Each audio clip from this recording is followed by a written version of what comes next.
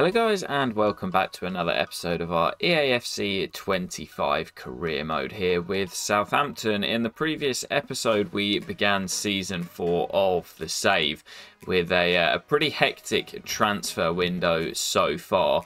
We've strengthened our defence with the signings of Virgil van Dijk, Ian Martson and Tino Livramento returning to the squad. But it was a pretty crazy transfer window. We saw lots of players departing. And right towards the end of the episode, we saw Mateus Fernandes head off to Newcastle.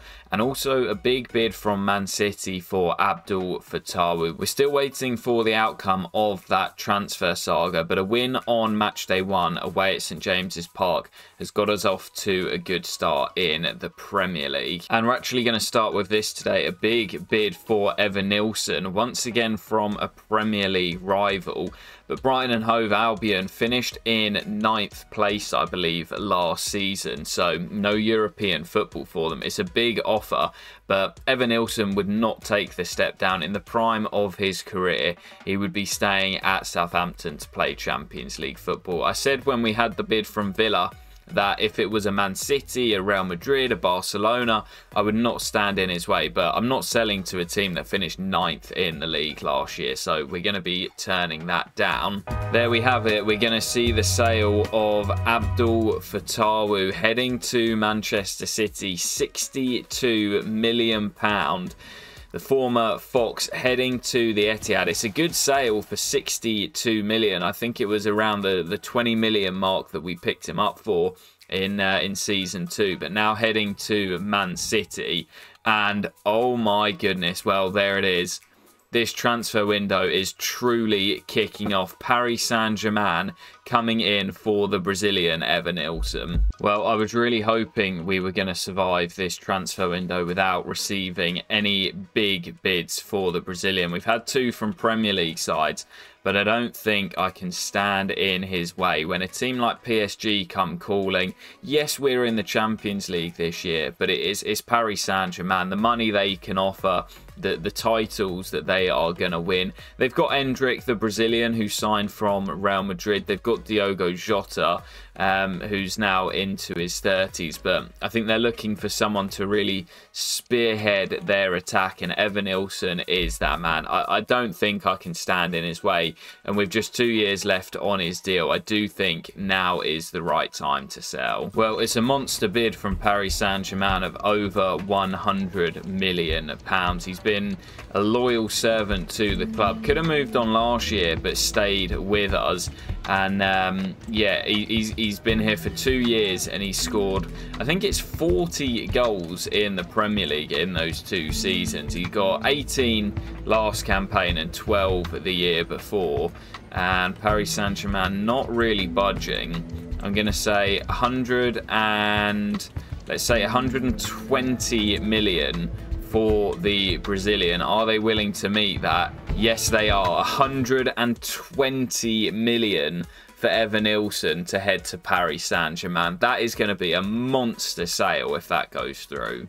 Well, there it is as well. Evanilson sold on match day as well. The Brazilian heading to Paris Saint-Germain just before we face Burnley in the Premier League. £120 million gives us a huge transfer kitty to spend and reinvest in the squad. And now Arsenal coming in for Solé. Well, I've just offered him a new deal. Arsenal finished outside of the European spots last year. I'm turning that one down. I'm not losing any more key components of the squad. But the budget now rising to £270 million. That is insane. That might be the most amount of money I've had to spend on a career mode ever. But I think for the time being, we're just going to jump into our next game. First home game of the campaign as we take on Burnley at St Mary's. No Evanilson, so Cameron Archer will step in to lead the line. No Fatawu as he's headed to Manchester City. And we need to reinvest some of that money into the squad. Looking to make it 2 wins from 2 in the Premier League. Come on, you Saints. Well, how are we going to cope without Evanilson? He's been our main source of goals throughout the course of the save, as Downs' effort is straight at Sanchez in goal for Burnley. But Cameron Archer comes in today. Is he able to pick up the slack of Evanilson, who of course has now departed? Going to be a big test for Cam, who did score at Turf Moor last season in the FA Cup against today's opposition. But I'm counting on him today to lead the line and score the goals. Ooh, naughty tackle that. Just wondering what colour the card's going to be for Connor Roberts. It's a red, and he's off. It was a naughty tackle on St. Maximin. Maybe a little bit harsh. It's not particularly high, but a red card for Burnley in the opening 10 minutes of the game. And a real opportunity here to take the game by the scruff of the neck and ensure we pick up the 3 points. As Solé round the corner, it's Cameron Archer, and that is out for a throw-in. Benson dispossessed by St. Maximin. It's a good ball forward. And there's Cameron Archer. And Archer opens the scoring. Given the nod today. And he says, Gaffer, I'm still good enough to play a part in this team. You may not trust me to be the main man, but with Champions League football coming to St Mary's, we're going to need a reliable backup. Cameron Archer saying he can be the man, fires us into the lead. Livramento wins it back, and now Downs finds Yusuf. There is Cameron Archer, floats it forward for Teller to run onto, and he will get there, the former Claret. Cuts back inside, looks for Cameron Archer on the left foot, but drills it in anyway. And Cameron Archer with a real statement here today. Gets his second and surely wraps up all 3 points now for Southampton. Yeah, we've actually been quite lucky with our fixtures at the start of the season. Yes, we face Newcastle, but our next games after this are all quite favourable as Archer drills in his hat-trick. We've got another of the newly promoted sides, Norwich, to come. I think it's away at Carrow Road in our next one, and we're certainly set for 2 wins from 2 to kick off the campaign. And Cameron Archer with a hat-trick on match day 2. Walker-Peters in the corner, St Maximin in support, lovely dribbling, St Maximin across for Sekou Mara, and Southampton have 4. It's a beautiful assist by St Maximin, and Sekou Mara gets his second Premier League goal since returning to the club. Lovely skill by ASM, squares it across, and it's our joint record victory in the Premier League in the save. 4-0, we've done it 2 times before today, and this is a perfect start to season 4 of the save, and we've still got nearly £300 million to spend. Well, I think the first area I'm going to look to improve on is out on that right hand side. Of course, we lost Abdul Fatawu to Manchester City. I've got quite a few names on the shortlist, but with the money that we've got available, the man that I want to bring in still at West Ham in the save, Mohamed Kudus. I think they finished in a Europa Conference League spot last year, but he is way too good to be playing in the Conference League. He can play on either side or through the middle as an attacking midfielder. He's got fantastic stats. He's quick, he's strong, he's got great balance, great agility, and he's a good finisher as well, with 87 finishing, 93 dribbling. He's just the perfect replacement for Fatawu. A similar player, but certainly a step up. So with his contract up at the end of the season, I reckon we can get him for under the market valuation at around £50 million. So let's see if we can bring him in from the London Stadium. Yeah, I'm going to go in a little bit cheeky with my first offer, and I think they're going to come back and say absolutely not, but 49 million for Mohamed Kudus. Well, 55 as a starting place is really not too bad. I'm still going to play hardball, and I'm going to say 49.5 million, and I reckon we can maybe get him for 50 million on the head. I'm going to go 49,750, and they've come back, but look at the tension bar, not filled up at all. and I think 50 million will be enough to bring Mohamed Kudus to St Mary's on a cut price deal. What a bargain. Yeah, what a signing this is from West Ham United. Mohamed Kudus for just 50, well, I say just 50 million, but it's hardly dented the transfer budget at all.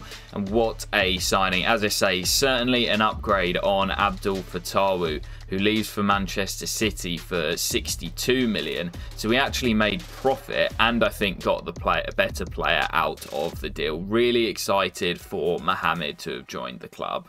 Well, guys, still over 200 million left to spend. I don't think I'm even going to be able to empty the piggy bank. We've spent so much money already, but I am going to go ahead and make my next signing. Now, of course, we lost Mateus Fernandes to Newcastle, so I do need to sign somebody to compete with Sem Stein in that attacking midfield role. I've got quite a few names on the shortlist, and players that I'm a big admirer of. The one that I really wanted to bring in was Martin Baturina, the Batman.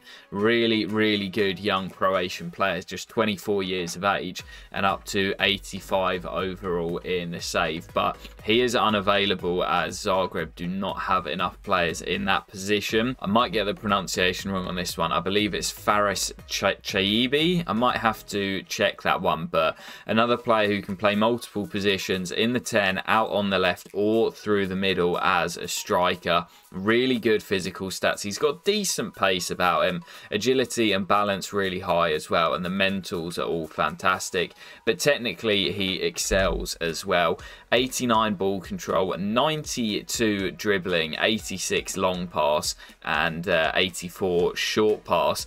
But he can also finish as well. 77 finishing, looks a real threat. And at 6 foot tall, he's decent in the air as well. With his contract up at the end of the season, similarly to Kudus, I reckon we can get him for around £50 million. And that seems like an absolute steal to me. Yeah, I'm going to be cheeky once again and go in at 45 million for my opening bid. 56.6. Well, even that, look how low under the market valuation that is. I reckon we can get him for around 50 million, if not less. We'll go 48.5 without the sell-on clause, and yeah, I reckon 50 million is going to do it again. The same fee we spent to bring in Mohamed Kudus, going for Chaibi as well. And Frankfurt happy to let him depart for 50 million, knowing he's got just 1 year left on his deal. Yeah, always looking for those bargain buys, and the last two, Kudus and Chaibi, both for 50 million. Absolutely brilliant pickups. Still got loads of room to grow this lad as well at just 24 years of age, and the Algerian is in at St Mary's to compete with Einstein for that attacking midfield position. But yeah, for now we will leave the signings and the spending there. Still need to bring in an out-and-out number 9, but our next game is here as we travel to Carrow Road to take on newly promoted Norwich City. 2 games so far since their promotion back to the Premier League, and 2 defeats on the board. No goals scored, 5 conceded, and currently sitting rock bottom of the table. Whilst on the other hand for Southampton, it's been a fantastic start. 2 wins from 2, 6 goals scored, none conceded, and leading the way in the Premier League. Looking to make it 3 from 3 here on the road at Carrow Road. Come on, you Saints. St Maximan over the top for Stein. Oh, what a brilliant header down, and Cameron Archer gets his 4th goal in 2 games. Lovely assist by Einstein. That is the work of a genius to know where Cameron Archer is. And Cam's got the finish for his 4th goal of the season. Corner for the Saints as we look to double our advantage. Good ball in. Stein on the volley. Great movement by the Dutchman round the back post. But his effort is blocked behind. Corner again into the middle. Headed away, but we'll keep it alive with St Maximan. There's Stein, brings it down on the chest, finds Cameron Archer, and he's denied again by Reyes. Well, second half underway. It's been all Southampton in that first 45, but like against Burnley, so far we've not been able to find that second goal just yet. We just need that cushion to make sure there are absolutely no slip-ups here, as we've been completely in control. Well, I think that is probably going to do it. It's not been particularly convincing as Norwich look for one last chance. It won't come. And there is the whistle. Just a single goal to nil victory. But it is 3 wins from 3 in the Premier League for the Saints. Cameron Archer with his 4th of the season, although all 4 of those have come against newly promoted sides. It's still been a pretty solid start to the campaign, and the Saints will sit top of the tree heading into September. Yeah, with the money we've still got left in the budget, as good as Cameron Archer has been, I do think we need a new centre forward. The man that I would really, really love to bring in, because I'm such a big fan of his in real life, is Benjamin Sesko. At the moment at AC Milan, I'm not sure if he would come to Southampton, playing our first year in the Champions League. Finished 3rd in the Premier League last year, but Sesko's AC Milan won the title 2 years ago, runners-up last year. I don't see him leaving now, especially on that ridiculously high wage. So, although we have the money for Sesko, I think I'm going to leave him at AC Milan for the time being. We've got some other really good young centre forwards. Samu, currently doing really well in real life at Porto. Santiago Jimenez, who's been at Brighton for a few years in the save and doing really well. The man I think I'm going to go for, another Brazilian, to replace Evanilson, is Marcos Leonardo. He's not quite as physical as Evanilson was, but he's got decent strength at 77. He's good in the air, and he's very, very quick. High reactions, high attack positioning, and with the 90 finishing, we know that if we get him into the areas in front of goal, he will be able to finish. High dribbling, high ball control, and while some of the stats are really low, I do think he is a good replacement for Evanilson, at least for the time being. And then maybe next year or the season after, we can look at the likes of Benjamin Sesko. I don't think it's realistic enough to bring him in just yet. Leonardo, 85 overall at just 24 years of age. I'm sure he's still got some growing to do, and he looks like a real solid replacement for Evanilson. Yeah, he's a really good young striker, Marcos Leonardo. I believe he's currently playing out in the Saudi Pro League in real life, but moving to Brentford in the save, I think he is a really good replacement for Evanilson, who of course has departed for PSG. Yeah, Brentford finishing in mid-table last season, or the lower half of mid-table. I think he would definitely prefer the step up to Champions League football. Looks as if he's going to cost us a fair chunk of change though. £70 million for Marcos Leonardo, and Brentford willing to do business. Yeah, he's got big boots to fill, Marcos Leonardo. Takes the number 9 jersey of Evanilson, and another Brazilian to replace the now Paris Saint-Germain striker. But I really like the look of him. He's maybe not quite as good at interlinking play as Evanilson was, but he's really quick. He's a really good finisher, and at 24 years of age, still lots of room to grow. So Marcos Leonardo, as I say, big boots to fill, but welcome to St Mary's Stadium. And actually, just before we head into transfer deadline day, I believe we now should have seen the draw for the Champions League. I'm not too sure if we're going to be able to find it. Maybe not in a news article. Let's check in here. No, we've still not had it. I'm sure the fixtures have been drawn, so we'll have to do it through the calendar, where we will be taking on, of course, the new format in the Champions League. Athletic Bilbao at home, Ajax away, both coming in September. In October, we will travel to the Diego Armando Maradona Stadium to take on Napoli. In November, we will travel to Portugal to face Sporting Lisbon and host the Germans Borussia Mönchengladbach. In December, it's a trip to Salzburg to take on RB Salzburg, and then to close out the league phase, it will be Lazio and Bayer Leverkusen at home. So actually finishing in 3rd place gave us a little bit of an easier fixture list than if we had finished in 4th. So not actually too disappointed with the fixtures. It could have been a hell of a lot worse, and we've managed to avoid most of the big boys. But heading into transfer deadline day, still just shy of 100 million left in the budget, and I do think I would like to bring in 1 or maybe 2 more signings just to bolster out the squad depth a bit. Now, with all the money we've got to spend, my first signing at deadline day is not going to be a particularly exciting one. But I mentioned about realism and the need for clubs playing in Europe to have 4 homegrown trained at the club players. We currently have 3 with James Ward-Prowse, Nathan Tella, Will Smallbone, and I'm looking to add my 4th here with the young goalkeeper Eddie Beach.